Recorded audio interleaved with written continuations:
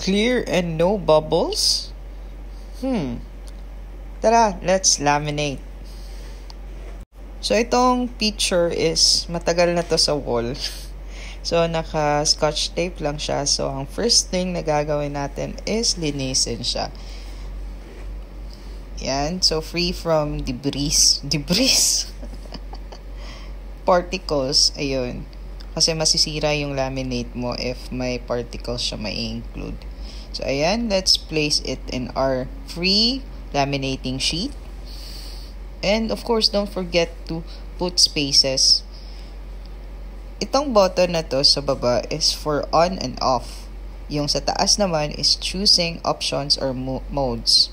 So, dito ipapakita natin ang preheat time niya, which is 1 minute lang. Ang bilis. So, pag mag-steady na yung blinking light, it means it's ready to use. So, ang unang isasalang mo is yung pre-sealed na part. So, ayan.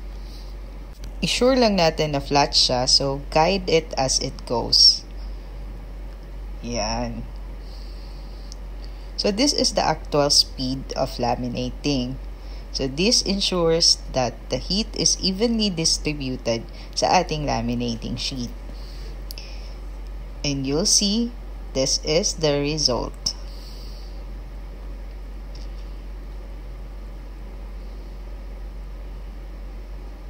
Nakikita nyo na ba? So, fast forward natin ng konti. And voila! Look at that. First salang pa lang and this is what you get. Diba nice? Ganda. And para sa akin, para sure is pangalawang salang. So, ito, papakita ko rin na ginawa ko siya sa small piece sa sobrang laminating sheet. Ngayon, ikakat na natin. Pero, hindi gunting ang gagamitin natin.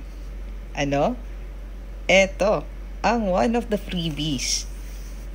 At konting flex, ganyan siya kagaan. 1.4 kilograms. And hindi mahirap gamitin ang paper cutter dahil parang ruler na ito, may guidelines. Slide it, and that's it.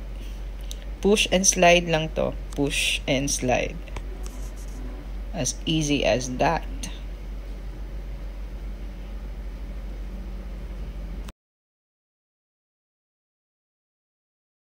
At gagamitan din natin ng corner puncher para mas maganda siyang tignan. Yan.